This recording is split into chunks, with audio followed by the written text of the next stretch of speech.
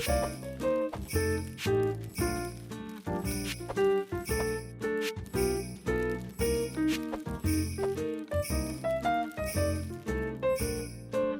everyone, it's Nikki and welcome back to Live a Little, your cozy corner of the internet where we talk about all of the in-between bits of life, the messy, unpolished, unfiltered and honest parts, especially when you don't necessarily feel like you have a person to share those with, all judgment-free. So today is Christmas, so if you're watching this on Christmas, I'll be home for Christmas.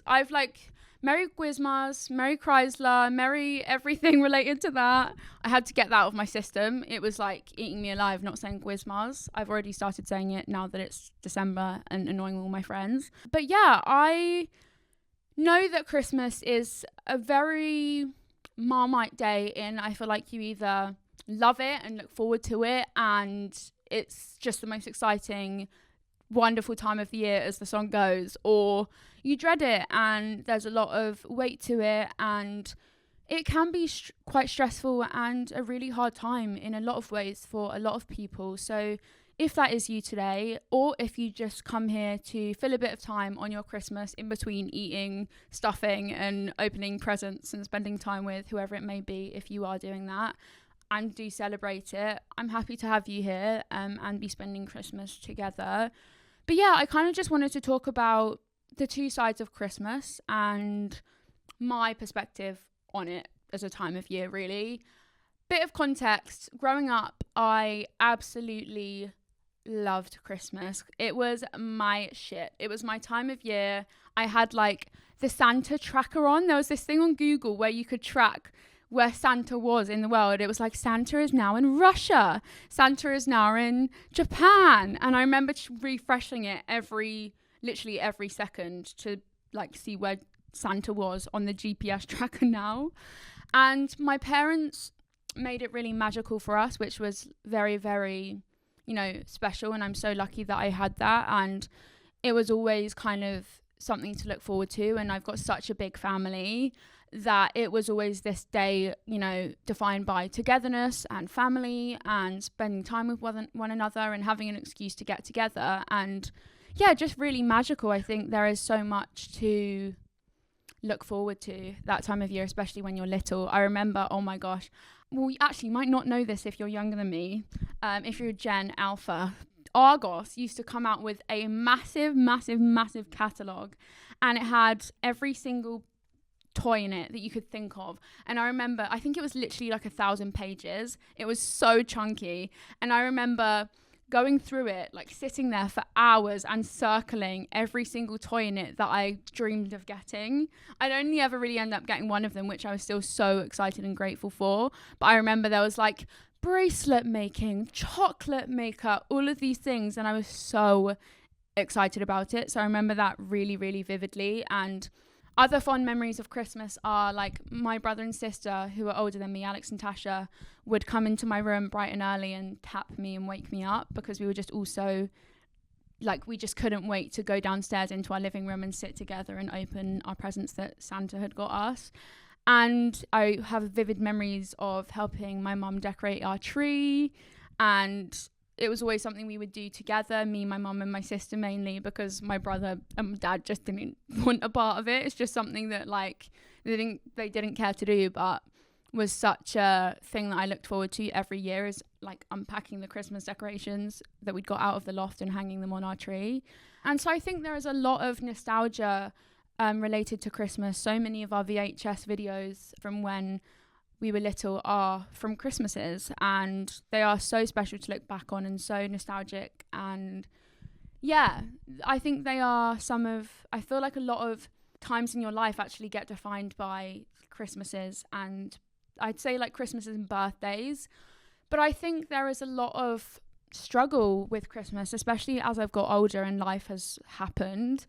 Christmas isn't what it used to be. It's not defined by glitter and fairy lights and Christmas decorations. It is a difficult time.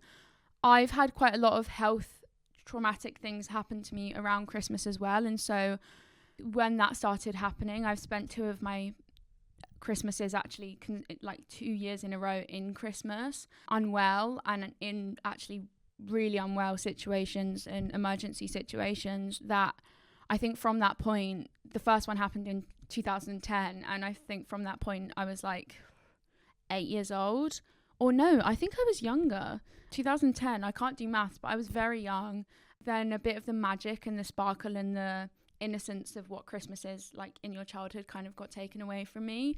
And that's not to say that then every year has been doom and gloom at Christmas ever since, but I definitely think there's this like drop in my stomach and like impending doom that I feel waves of as Christmas and the 25th gets closer, because I still am very kind of traumatized from some of the things that have happened to me around Christmas, and spending what should have been a day spent with family at home and that should be joyous and exciting, I've spent in a hospital bed. And yeah, I think it's like, you know, it's become a bit more complicated and bittersweet. And, you know, while this time of year can be magical for a lot of people, and for some it is their favourite time of year, for others it can be heavy, it can be lonely, it can be complicated, or just quietly hard. And so I just wanted to sort of talk about why times like Christmas, where it's kind of this forced joyfulness and this forced cheerfulness and this hyper like we need to be happy and this is just an amazing time of year, can actually be really damaging at times, especially if you aren't in that place. You know, whether you are grieving, or whether you maybe have lost your job and it's a harder time for you financially, or you don't have a great relationship with your family, or you're not well, or you've lost a loved one recently, whatever it may be, for whatever reason, or that you just don't really enjoy Christmas or even celebrate it, it can be a very difficult time of year. And I know that firsthand. And I think I kind of feel the same about Christmas as I do about my birthday. But what I would say is different is basically I don't like my birthday. And if you followed me for a while, you will know that I've been very open and outspoken about not enjoying my birthday as I've got older. I think there's this pressure on things like your birthday to be all smiles. You have to smile wider, laugh louder, talk more, just be more bouncy and happy and positive and cheerful.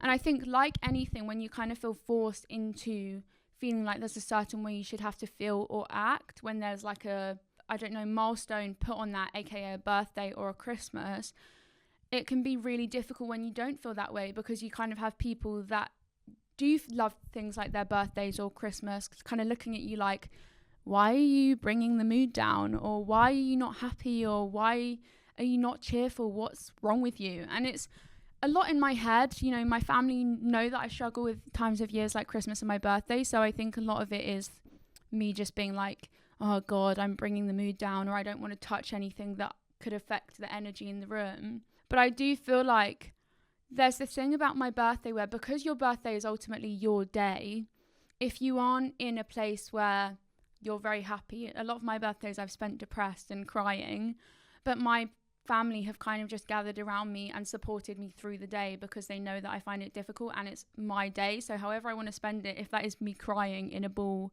like it's sat in a ball on my bed, that is okay, because that's how I want to spend my day. Not how I want to, but you know, it's my day. So ultimately, if that's what I feel I need to be doing, then I can.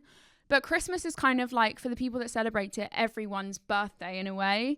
And so if you're not feeling great, if you're not feeling happy, if you're not feeling talkative or cheerful and excitable about the day and joyous, then you feel like you are kind of tainting the day for everyone else, because you don't have the same outlook as them. And it's not just your day, it's not just your birthday, it's everyone's birthday, if that makes sense. I just dread it every time it rolls around, because I'm so conscious that maybe I'm not smiling enough, maybe I'm not engaging enough, maybe I'm not happy enough. And I do so much masking on a day like Christmas to just get through it for the people around me.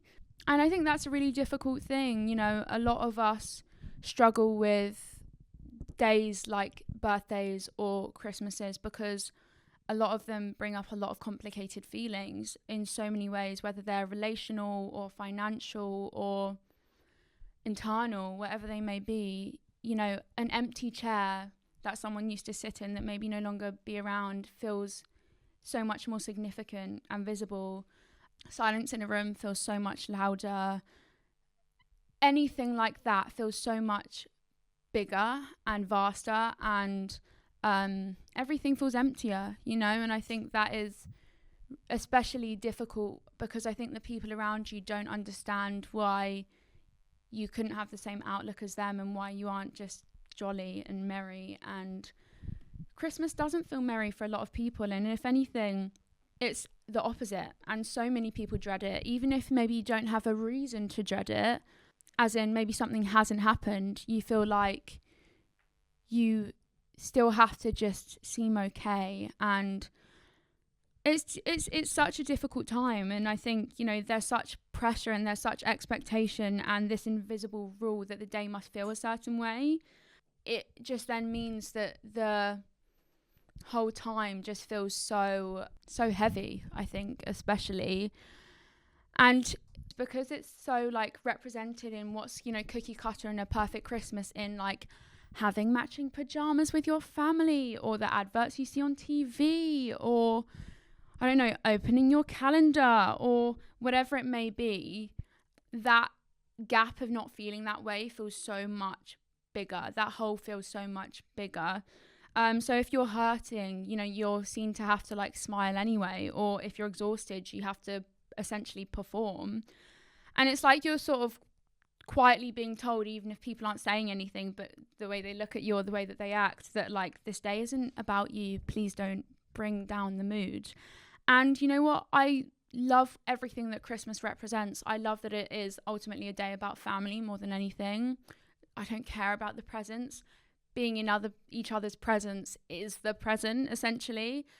I try so hard to seem okay on days like Christmas that I then feel like I'm so taxed after. Like it takes a real emotional toll on me after. I feel like I need to hibernate then for like a week after and sit in silence after a Christmas, because I'm so hyper aware that I don't want to tread on anyone's enjoyment of the day or do anything wrong. It's like sitting in silence isn't enough. Everything just needs to be so much bigger and so much more extreme.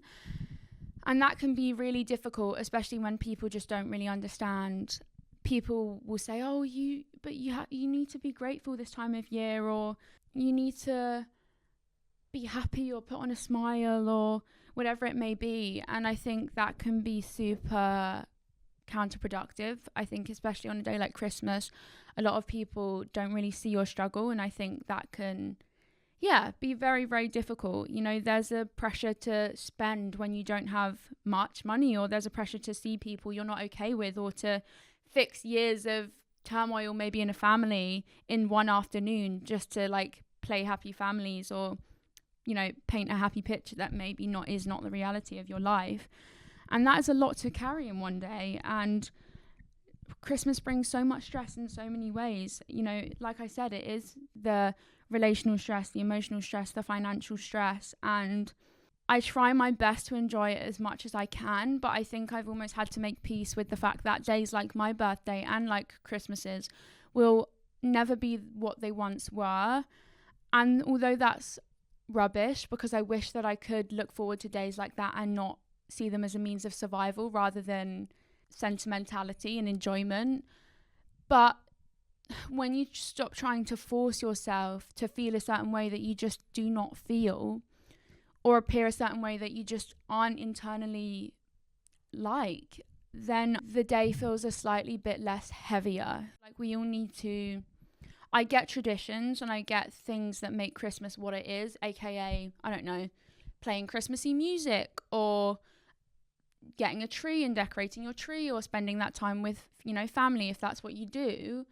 I do really believe that Christmas is not one size fits all, like anything celebratory. And if you don't create boundaries or create space in finding what works for you, obviously in a means that also, works for other people in your family, unfortunately you do have to consider, like, you can't just miss out on a day if all of your family is spending time together and, you need to go and spend time with them. But if you can at least take the pressure off yourself a little bit to not feel like you have to act a certain way or have to apply yourself to these traditions just cause, you know, they've been there for the test of time and they've been there for a lot of your life, I feel like that helps a lot. So yeah, I've realized that I've had to make peace with the fact that Christmas will never be what it once was, and Christmas will never feel merry, which is a shame, but it's also quite comforting, and it's a bit of a relief to be like, okay, you're not going to feel a certain way, so don't expect to feel that way, and just kind of, it's only a day, and as far as that day comes, that day goes, even if it feels like eternity while you're in it, and like a really heavy, significant day, which it is. It's only 24 hours, and I think if you can put into perspective that it's only 24 hours of a year, I know there's so much that comes with it in the before and the after, but the day itself is only 24 hours. And so if you can try and like reduce it to that, I think it takes a bit of overwhelmingness from it.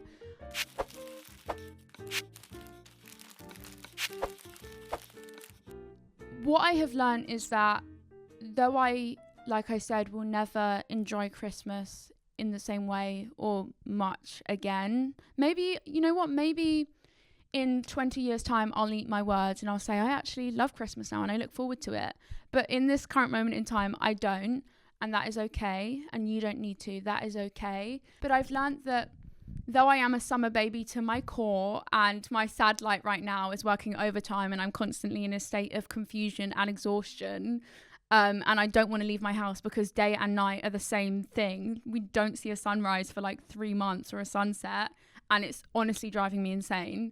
And I hate layering. Got so many layers on, I can't move my arms properly. It's stressing me out. It's sensory overload. I can't stand it. And my eyes are watering every time I put my mascara on because of the wind. That just is like knocking the air out of me. Equally, if you can do tiny things to, I hate the word romanticize, but like romanticize and enjoy winter as a season more, then that also takes a bit of the heaviness out of it. It could literally be, I don't know, lighting a candle that you love the smell of, or watching a film, or I don't know, doing more cozy activities with your loved ones. Like, for example, I have just got my first tree in my flat. My first tree ever. That it feels like such an adulting thing. And I've not bought the tree because I felt like I had to, or because it was a tradition, but I've bought it more for the sense of nostalgia that it gives me, and the, you know, lovely reminders I have from my childhood of decorating my tree at my family house with my family. But equally because I can invite my friends over to decorate the tree with me, and it can turn into like a positive experience. What I'm trying to do is, instead of trying to think or change my mindset about Christmas, which will never change in the near future, I can try and do tiny things to make winter as a season and the things associated with it, like Christmas, a little bit more light. And so one of those things is decorating my tree, not for anything, but to use it as a thing to do with my friends and to bring us together. So that's one thing. And I think even if it's just been really fun actually to buy Christmas decorations. Like, I just bought an espresso martini Christmas ornament, and that is so fun to me. This is what happens when you get adult money, is that you can buy stupid things like an espresso martini Christmas decoration, or like oh my god, I was on like the Next website the other day, and they had a soap dispenser which was like, it looked like a gingerbread cookie, and then it had gingerbread man climbing up it, and I was like, oh my god, I need it. I don't need it, but I want it. And so it's stuff like that where I'm like, this is the most stupid thing ever, but if it can make me look forward to the season a bit more, then so be it. A stupid gingerbread soap dispenser, that means, okay, every time I go into my bathroom and use it, it makes me feel a little bit more comforted or makes me smile, then that is all I can hope. We try and force ourselves into feeling certain ways about everything because that is what is socially acceptable, or that is what society is telling us that we should be feeling. At Christmas, you should be feeling merry and cheerful. On your birthday, you should be super excited about the year ahead of you. And, you know, other milestones that you may be going through, that you should be feeling a certain way. On a Valentine's Day, you should be feeling really like in love, but if you're single, you don't feel that way. Or if you've lost someone, you're obviously not going to feel that way. You're going to mourn, you're going to be sad, you're going to be, feeling different emotions to what society is telling you that you should be feeling or that is socially acceptable. And I think we just need to all give ourselves a break. Every feeling is valid that you are feeling, whether that's anger, whether that's frustration, whether that's envy. Everything is valid. If you don't have a great relationship with your family and you love but envy a friend that does, but are also happy for them, those two things can exist at the same time.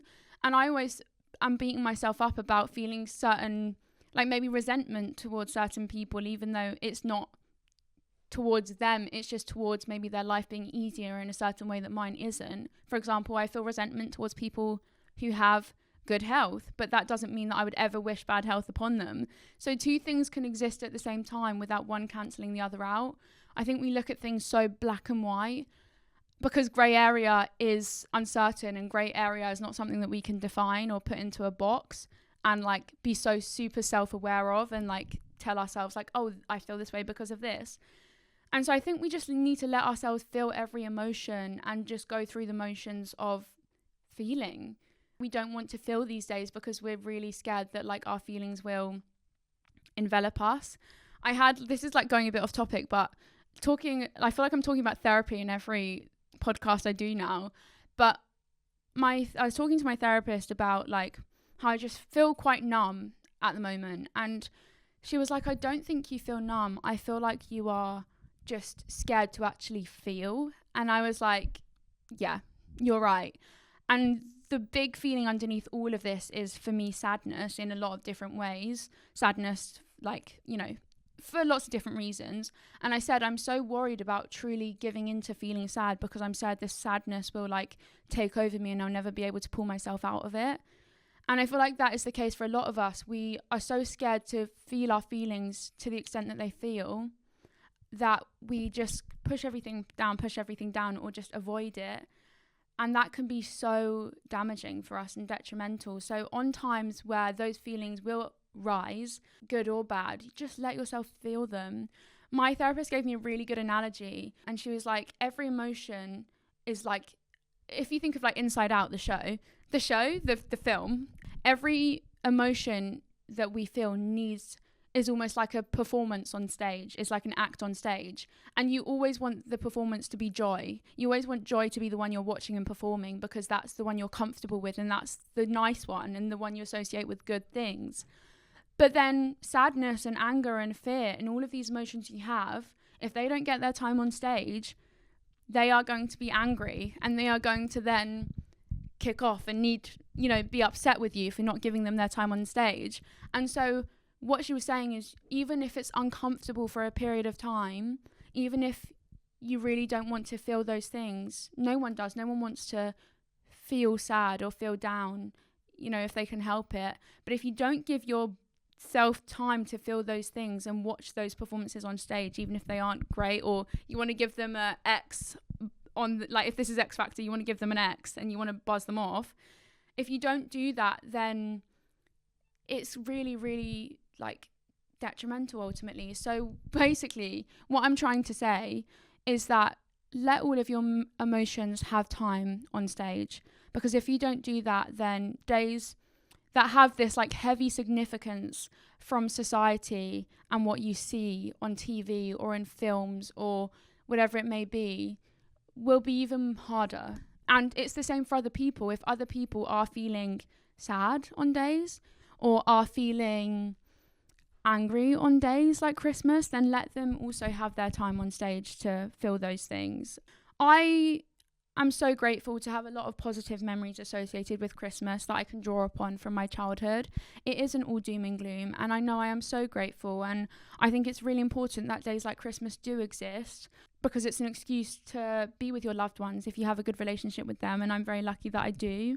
But I just try and enjoy it in a way that feels tolerable for me and more survivable for me, really, because real Christmases look like people working in hospitals, people grieving, people being alone, people being down, and people missing other people. And so You know, when the world tells you it's the happiest time of year and you're not feeling that way, anything else can feel like a failure. And what I just want you to know is that you are not a failure. You are human.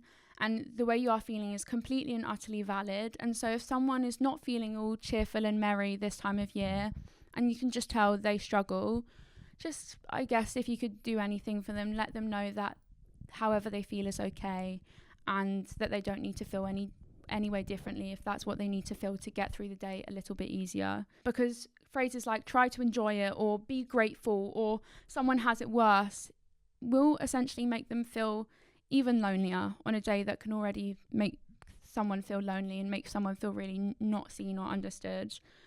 I'm here is all that you could tell someone in times like that, so that they feel a bit more seen. So yeah, a lot of people can't go home, a lot of people don't feel safe, and a lot of people spend the day alone. And if you can do anything, it's just try and be a bit more perceptive of people outside of your own bubble, because even if you have a great relationship with something like that, others may not. And so yeah, I think just having a bit more awareness and consideration of stuff outside of your own experiences can be really helpful, and I'm sure that those people will really appreciate it. I think if there's anything that I would tell you is that however you're feeling is okay, and we've come to the end of our 2025 Christmas.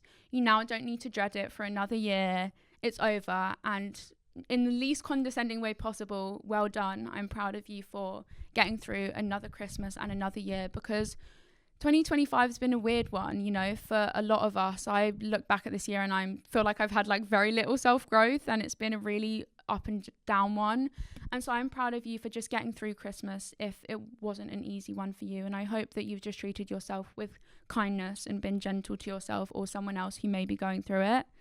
So instead of asking yourself on a day like today, how can I try and make it perfect, or how can I try and be better or be happier for other people, try asking yourself, what would make today feel more gentle for me? What can I do? Or what can I do for myself? Or what can I do for someone else who may be going through it, in whatever way that may be? What can I do to make today feel less heavy for them? And I'd say that's my little thought of the week. Just try and be more gentle and kind to yourself. That is it. Christmas is done. Thank you for being here. And whether you've pressed play on today and this episode to feel less alone, or just to pass some time in between what you're doing, I'm really glad you stopped by. And I know this time of year can hurt a little bit extra, and that hole can be a little bit bigger, but just know that I see you, and yeah, I do get it as much as I can, because I'm in the same boat as you, and I struggle this time of year, as do so many. So yeah, I see you in the most not distant quote on a wall way. I do. And you don't have to be joy today. You don't have to be okay for everyone else. You are allowed to exist exactly as you are. So until next time, please be kind to yourself as always, and live a little.